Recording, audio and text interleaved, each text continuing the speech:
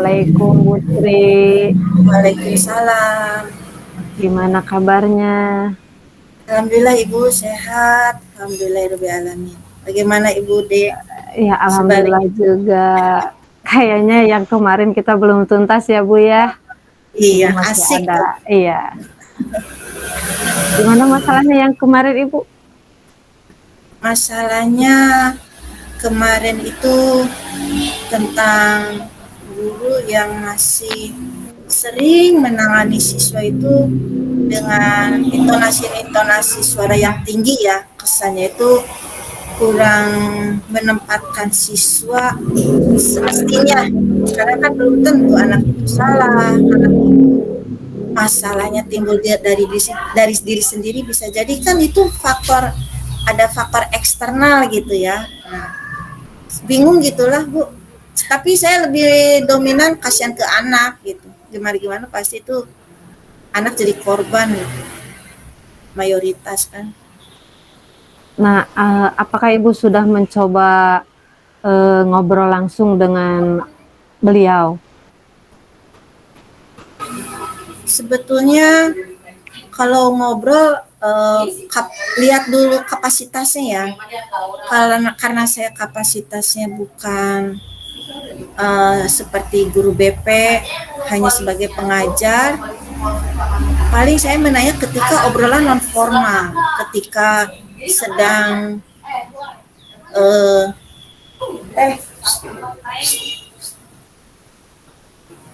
ketika lagi ngopi di kantin, awalnya saya paling ngobrol sama anaknya dulu langsung ketika di kantin.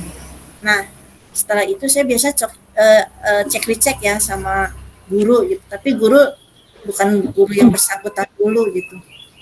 Guru yang kira-kira dekat sama dia, kok bisa gitu, kenapa, penanganannya bagaimana ya. Kurang lebih seperti itu sih pendekatan sementara ini yang saya lakukan.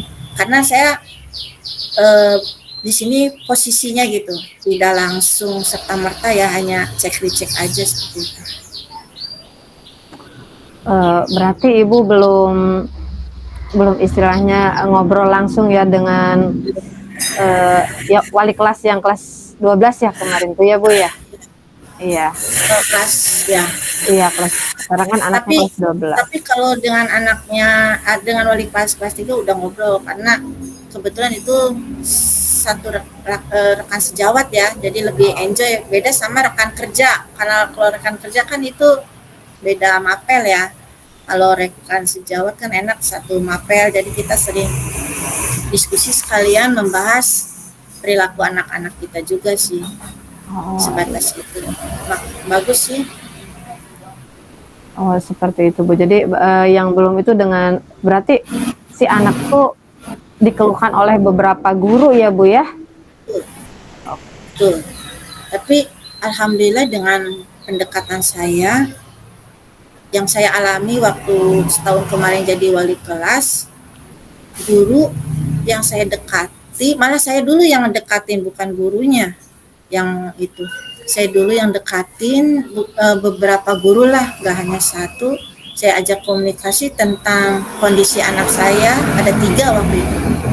Ya alhamdulillah dengan komunikasi yang baik, tidak ada intonasi yang tinggi, malah saya minta dukungan juga dari keluarganya, ini penting supaya sinergi semuanya. Yang penting sabar sih Bu. Alhamdulillah anak-anak bisa naik kelas lanjut sampai sekarang. Nah, sampai sekarang saya belum ada komunikasi lagi nih sama anak tersebut, bagaimana sehenya. Oke, iya Bu. Terus rencana Ibu ke depannya supaya rekan-rekan guru yang lain bisa apa ya istilahnya, bukan memaklumi sih, maksudnya bisa membuat anak-anak itu menjadi rajin belajar kembali, udah ada rencana belum? Sebetulnya, nah ini juga ya, jadi masalah juga sih sebetulnya buat saya. Kalau mengenai motivasi buat belajar, kalau yang saya alami sekarang, agak berat ya. Beratnya gini, anak kalau ingin diajak belajar itu mesti komprehensif memotivasinya, Bu.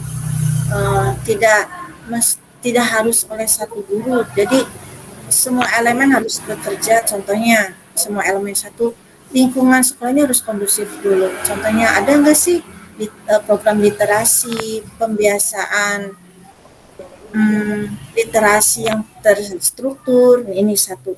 Keduanya perpustakaan dengan isian buku yang terupdate gitu. Jangan sampai anak ke perpustakaan tuh bosen karena bukunya penampilannya itu-itu aja gitu.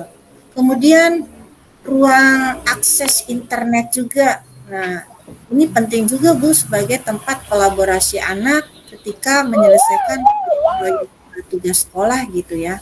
Nah, ini salah satu yang harus diperhatikan juga oleh sekolah.